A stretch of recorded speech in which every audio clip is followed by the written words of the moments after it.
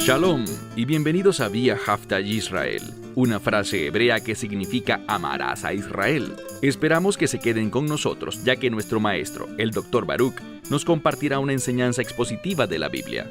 El Dr. Baruch es profesor titular del Instituto Zera Abraham, con sede en Israel. Aunque todos los cursos en el instituto se imparten en hebreo, el Dr. Baruch se complace en compartir esta enseñanza en inglés con doblaje al español. Para más información, visítenos en amarasaisrael.org o descargue nuestra aplicación móvil Mi Estudio Bíblico. Aquí está Baruch y la lección de hoy. En nuestro último estudio, vimos que Yeshua fue invitado por uno de los líderes de los fariseos para el Shabbat, con el fin de compartir una comida con estas personas. Pero no solo estaba presente uno de los líderes de los fariseos, sino varios expertos en la ley que también fueron invitados. Y aprendimos algo. El propósito de esta comida no era realmente agasajar a Jesús, sino que la intención era desacreditarlo, avergonzarlo y humillarlo. ¿Y qué más vimos? Que allí había un hombre que sufría una condición muy dolorosa. Su mano estaba gravemente hinchada y por tal razón el hombre tenía un terrible dolor. ¿Y qué hizo Yeshua? Él le preguntó a los expertos en la ley, les preguntó si era lícito sanarlo en Shabbat. ¿Y qué hicieron ellos? Guardaron silencio. Debemos entender que eso es muy significativo porque ellos eran los expertos y él les hizo una pregunta bastante simple. Cualquiera que entendiera el propósito del Shabbat sabría que es un día de restauración. Y hemos comentado antes que Dios activamente hace algo. Dios sana en Shabbat. Existía una tradición dentro del judaísmo y en cada sinagoga alrededor del mundo. Una tradición que todavía sigue vigente, y es que, después de la lectura de la Torá en Shabbat, ¿qué se hace? Oramos por aquellos que están enfermos, para que Dios alivie su dolor y sufrimiento, y que puedan experimentar una bendición del reino. ¿Cuándo? Específicamente lo hacemos en Shabbat. ¿Por qué? Como hemos comentado, porque hay una relación entre el Shabbat y el reino de Dios. Cuando vemos las cosas que ocurren en Shabbat, eso nos brinda una perspectiva de reino. También veremos al final de nuestro estudio de hoy, en esta lección, que habrá una referencia a la resurrección. Y del mismo modo, la resurrección, tal como aparece en la Escritura, es una referencia al reino de Dios. ¿Por qué? Porque habrá una gran resurrección para que el reino sea establecido, para que aquellos que murieron en el pasado con fe, en esa relación de pacto con Dios, sean resucitados para una experiencia eterna en el reino. Toma tu Biblia y ve conmigo al Evangelio de Lucas, capítulo 14. Libro de Lucas, capítulo 14. Comenzaremos en el versículo 7. Y allí leemos: Pero él estaba diciendo a los que habían sido invitados, es decir, a los que fueron invitados a esta observancia del Shabbat, a esta comida en la casa del líder de los fariseos, él les estaba diciendo una parábola. ¿Por qué dijo esta parábola? Notemos lo que continúa en este mismo versículo. Habiendo prestado atención a cómo los primeros asientos, los mejores asientos ellos habían escogido, les dijo, ahora él quiere instruirlos. Yeshua notó que ellos no eran humildes, sino que utilizaban el Shabbat como un vehículo para exaltarse a sí mismos. Esa no es la actitud del reino. Ellos no tomaban sus decisiones con una mentalidad de reino, sino que solo pensaban en sí mismos, ignorando por completo uno de los principios fundamentales del reino de Dios. ¿Cuál será? Ama a tu prójimo como a ti mismo. No estaban pensando en los demás, solamente pensaban en sí mismos, y eso está en conflicto con la mentalidad del reino. Sigue leyendo, verso 8. Dice: siempre que seas invitado por alguien a una boda, no te reclines en los mejores asientos, no sea que alguien más honorable que tú, habiendo sido invitado por éste, te quite el lugar. Hay una situación en la que si vas y tomas los mejores asientos, quizás haya otro invitado que sea más cercano, dice más precioso o más honorable para el anfitrión, por lo que él querrá que ese invitado más cercano, más honorable que tú, tome un mejor asiento. Y eso es exactamente lo que vemos a continuación. Mira el versículo 9. Y el que los invitó, y la implicación es a ti y a él, te dirá: dale a este un lugar. Es decir, dale a este que el anfitrión considera más cercano, quien desde su perspectiva es más honorable. Él vendrá a ambos y les dirá: tú, es decir, a ti que tomaste por tu propia iniciativa un gran asiento en aquel banquete, el anfitrión te dirá: dale a él un lugar, es decir, tu lugar. Y, mira al final del versículo 9, y entonces comenzarás con vergüenza a tomar el último lugar. Así que vemos algo. Cuando actuamos con la intención de exaltarnos, ¿qué experimentaremos en realidad? ¿Cuál es la palabra clave que encontramos aquí? Vergüenza. Y nos está enseñando un principio. Si tenemos mentalidad de reino, no estaremos pensando en nosotros mismos, sino que pensaremos en los demás y querremos exaltarlos, querremos ser una bendición para ellos. Demostraremos, si tenemos una mentalidad de reino, demostraremos humildad. Estos individuos no estaban demostrando humildad. No estaban pensando con carácter de reino, ni con mentalidad de reino. Solo pensaban en sí mismos, en exaltarse a sí mismos, y por tanto, Él les advierte que esa actitud los llevará a la vergüenza. Por eso dice este versículo: no sea que el que te invitó a ti y a él, este anfitrión, después de llegar te diga: dale a esta otra persona, un lugar, tu lugar. Y entonces comenzarás con vergüenza a tomar el último asiento. Leamos ahora el versículo 10. En cambio, cuando seas invitado, ve, y lo interesante aquí es que esta palabra para ir está en voz pasiva, lo que significa que deberías ir siendo guiado por algo. ¿Guiado por qué? Por un espíritu humilde, basado en sus instrucciones. Si tienes una mentalidad de reino, y aquí está la clave, si entiendes la verdad del Shabbat, entonces Dios, piensa en esto. ¿Cuándo sucedió el primer Shabbat?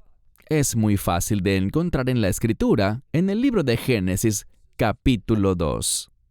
Piensa que Dios no solo te creó, sino que además, Él detuvo su labor. Tras haber preparado todo en los primeros 6 días de la creación, contigo en el centro de sus pensamientos. ¿Por qué? Bueno, hay un principio en el judaísmo que dice que lo primero que hay en nuestra mente es lo último que hacemos. ¿Qué significa eso? Considéralo basado en nuestro ejemplo. Tu deseo, tu pensamiento principal, es tener invitados en casa, invitar a alguien a cenar. ¿Qué haces? Hay mucho que preparar. Por ejemplo, a menudo acondicionamos nuestra casa, la limpiamos y la hacemos lucir bien, para honrar a nuestros invitados. Luego salimos de compras, buscamos los alimentos y todo lo demás que necesitamos. Y después regresamos a preparar la comida. Ponemos la mesa, todo se alista. Y lo último que hacemos es dar la bienvenida a los invitados y compartir con ellos. El principio es entonces que lo primero en nuestra mente es lo último que hacemos, la última experiencia. Por tanto, lo que vemos en los 6 días de la creación es que Dios preparó todo en este mundo para la humanidad con el fin de hacer algo. Nos creó en el 6º día. Fuimos lo último que Él creó en el 6º día, demostrando que éramos su pensamiento principal. ¿Y qué hizo después? Este Dios santo, perfecto y soberano, se detuvo en el Shabbat. Es literalmente lo que dice. Pensamos que Shabbat es un sustantivo, día de reposo, pero también es un verbo. Él se detuvo, Él descansó. ¿Por qué? Porque este Dios, este asombroso Dios, deseaba tener comunión, tener intimidad contigo y conmigo. Eso debería hacernos humildes y, por lo tanto, ese hecho debería llevarnos a acercarnos al Shabbat con humildad. Pero estos individuos no lo hacían así. Pasemos al siguiente versículo, verso 10, donde dice: «Y cuando seas invitado, ve».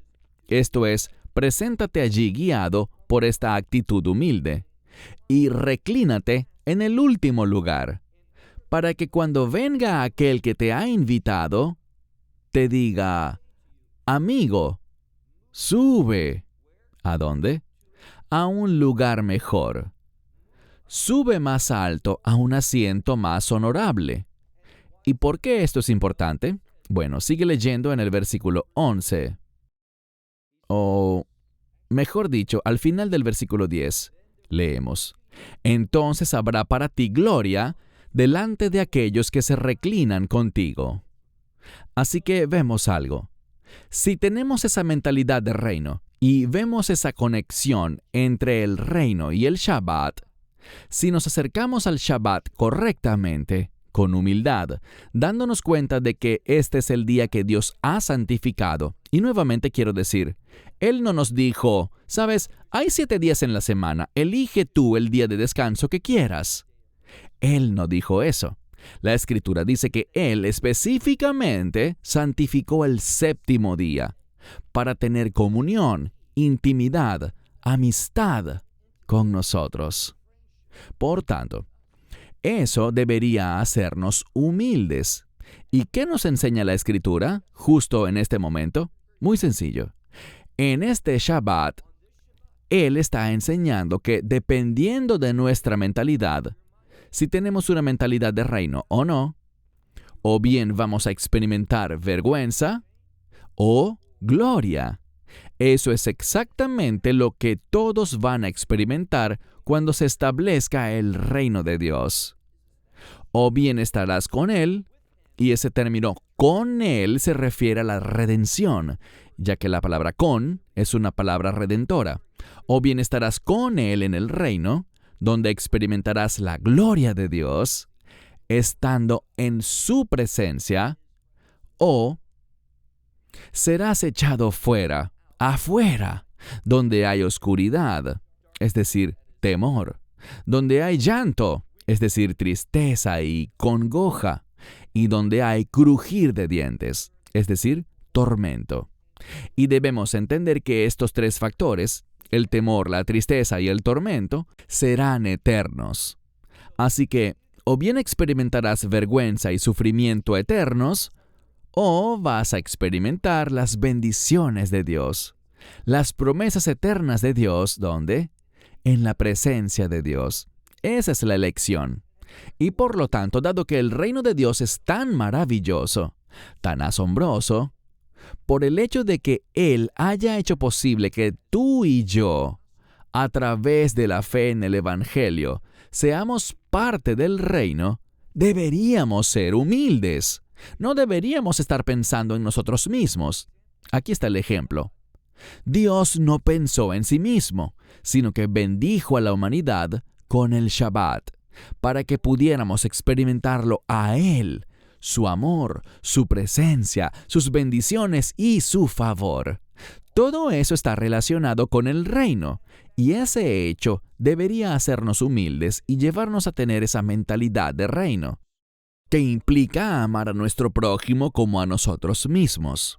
Pasemos ahora al verso 11, donde hay una conclusión que dice: porque todo aquel que se humilla a sí mismo, o mejor dicho, todo aquel que se enaltece será humillado, y el que se humilla será enaltecido. Este es un principio universal del reino y aplica en toda situación. Dice aquí, mire de nuevo el versículo 11. Toda persona, todo aquel que se enaltece a sí mismo será humillado. Pero aquel que se humilla a sí mismo, esa persona será enaltecida. ¿Qué se está enfatizando? Una comprensión adecuada del Shabbat nos ministrará humildad, es decir, cuando entendemos correctamente el día de reposo y su historia, lo que Dios ha hecho, remontándonos hacia el libro de Génesis, específicamente Génesis 2, Dios detuvo todo su trabajo. ¿Por qué? Porque deseaba pasar ese séptimo día con la humanidad. Y eso debería hacernos humildes y llevarnos a vivir humildemente frente a los demás. Estos individuos no hacían eso. Ellos buscaban exaltarse a sí mismos, apresurándose a tomar los mejores asientos en el banquete. Ahora, pasemos a un segundo tema. Mira ahora el versículo 12. Pero también dijo al que lo había invitado: cuando hagas una comida o una cena. Así que, de nuevo, está hablando de la actitud correcta que deberíamos tener cuando hacemos un banquete, una cena, una comida, y traemos invitados a nuestra casa. Dice aquí: cuando hagas una comida o una cena, no llames a tus amigos, ni a tus hermanos, ni a tus parientes, ni a tus vecinos ricos, no sea que también ellos te inviten a ti. Y la palabra aquí implica una invitación en respuesta, un agasajo recíproco debido a esta primera invitación. Dice, si tú invitas a tus vecinos ricos, a tus parientes, a tus amigos o a tu familia, dice, si haces eso, ¿qué harán ellos? Ellos actuarán de manera recíproca y te invitarán a ti a sus lugares. ¿Qué dice él que debemos hacer? Leamos ahora la segunda parte del versículo 12, donde dice, en realidad es el versículo 13, donde dice, pero cuando hagas, y utiliza una palabra diferente, una fiesta, una celebración. Cuando hagas una celebración, invita, noten esto, invita a los pobres, a los discapacitados, a los cojos y a los ciegos. Y si lo hacemos así, noten lo que dice. Si nosotros, en lugar de invitar a aquellas personas que tienen los medios para retribuirnos, que nos invitarán a sus casas a cenar, él dice, por el contrario, tengamos una mentalidad diferente. No debemos pensar en nosotros mismos, sino en los demás. Hay personas que no tienen suficiente para comer, que la sociedad trata como marginados, los ignoran, no quieren estar cerca de ellos. Así que dice, cuando hagas una celebración, una fiesta, un banquete, cuando organices un evento en tu casa, él dice específicamente, y esto va en contra de nuestra mentalidad. Dice, ¿a quién debes invitar? No a tus amigos, no a tus vecinos ricos, no a tus hermanos y no a tus parientes. En lugar de eso, él dice específicamente, mira el versículo 13, dice, pero cuando hagas una celebración, invita a los pobres, a los discapacitados, a los cojos y a los ciegos. ¿Y cuál será el resultado? Mira el último verso. Y tú serás bendecido. Esta palabra bendecido, Makarios, es una palabra muy significativa en el idioma griego. Es paralela a otra palabra, y me refiero a la palabra hebrea Ashre.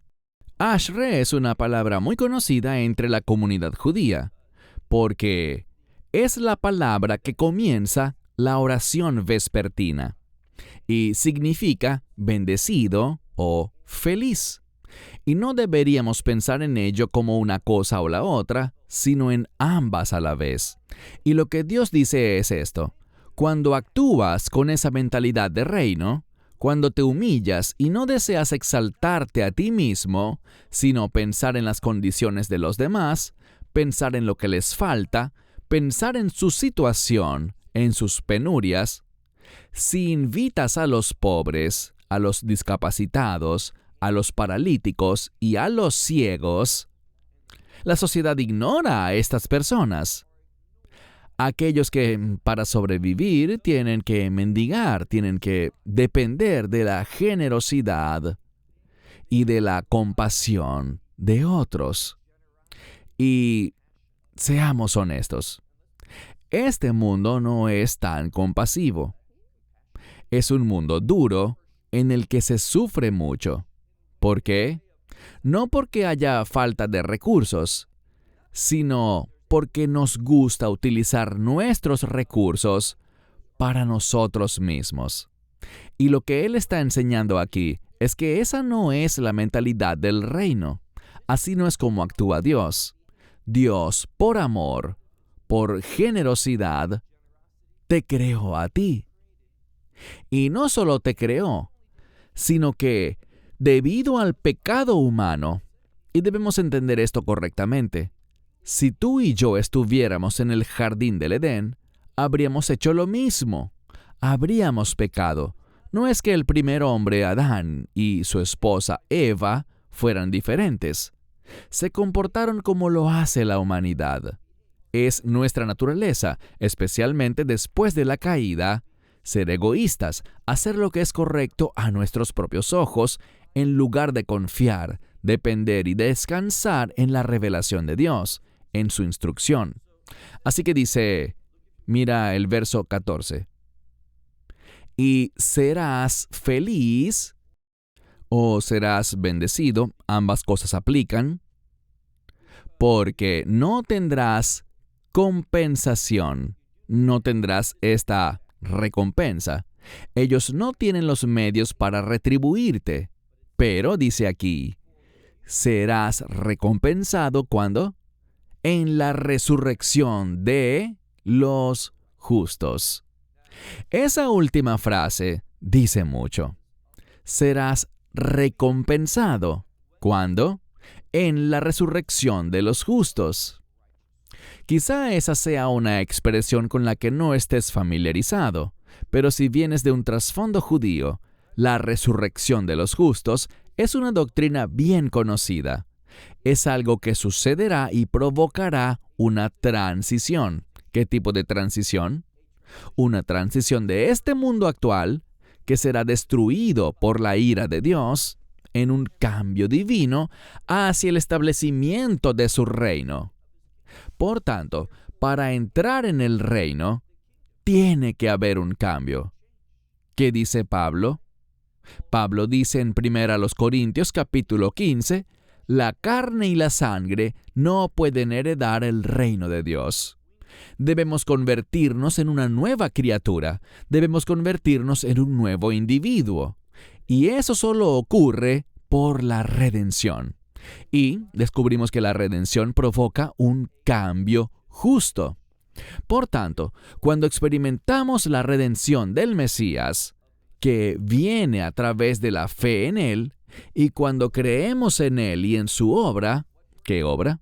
Su muerte en la cruz, cuando fue sepultado, pero al tercer día se levantó de entre los muertos. Cuando creemos en eso y entendemos por qué lo hizo, por qué era tan necesario para nosotros debido a nuestro pecado, cuando aceptamos eso, nos convertimos en esa nueva creación. ¿Qué dice Pablo? Que si alguien está en el Mesías, se convierte en una nueva criatura. Las cosas viejas pasaron. He aquí, todas son hechas nuevas. Y les he compartido muchas veces que esa palabra nuevo, cuando la vemos en el nuevo pacto, o en el nuevo hombre, o en la nueva Jerusalén, esa palabra nuevo se relaciona con el reino. Así que una nueva creación es una creación de reino. Y nos convertimos no solo en una nueva creación, sino que por la gracia de Dios, a través de la obra todo suficiente del Mesías en la cruz, nos volvemos justos. ¿Por qué? Porque la Escritura dice que Él tomó todos nuestros pecados cuando fue castigado en esa cruz por tus iniquidades y las mías, por los pecados, dice la Biblia, de toda la humanidad. No una expiación limitada, esa es una falsa doctrina. Él obró una redención plena y eterna. Eso es lo que el Mesías Yeshua, Jesucristo, compró para nosotros. Y esa compra es una palabra redentora. Por tanto, Él tomó todos nuestros pecados. ¿Y qué hizo luego? Colocó sobre nosotros, sobre los que creemos, quienes somos justificados por la fe y no por obras, quienes hemos sido reconciliados con Dios Padre a través de su Hijo, a través de la obra de la cruz, Él coloca sobre nosotros su propia justicia. Por tanto, puedo tener absoluta seguridad de que cuando muera, seré bienvenido en el reino de Dios, seré feliz, seré bendecido, y ese es mi futuro eterno. ¿Por qué? Gracias a la suficiencia de la cruz. No cabe duda, porque no se basa en lo que yo he hecho, sino en lo que he recibido por fe. Y aprendamos en Génesis 15, versículo 6, que Abraham tuvo fe, creyó en Dios, en el pacto de Dios. ¿Y qué pasó? Dios se lo contó como justicia. Y ese es mi futuro eterno, ser declarado justo. Y ya fui declarado justo por la fe en el Mesías Jesús. Por lo tanto, tengo seguridad. Y sé que cuando me presente ante Dios, Él no verá todos mis pecados. Él ya los ha olvidado. Los echó tan lejos como está el oriente del occidente. ¿Qué es lo que ve Él? La perfecta justicia de su Hijo. Por tanto, puedo tener la certeza de que Él me dirá, entra en el descanso eterno. Y recuerda que el descanso es una palabra relacionada con el Shabbat. Tendré mi Shabbat eterno, es decir, estaré con Él en intimidad, en su gloria, por los siglos de los siglos. Buenas noticias para la humanidad.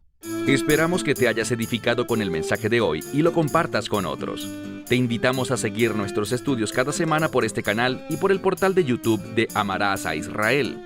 También puedes descargar nuestra aplicación móvil gratuita, Mi Estudio Bíblico. Finalmente, para obtener más información sobre nosotros, visita nuestra web amarasaisrael.org, donde encontrarás otras conferencias de Baruch en audio, video y texto. Hasta el próximo programa. Que el Señor te bendiga en Yeshua HaMashiach, Jesús el Mesías, mientras caminas con Él. Shalom desde Israel.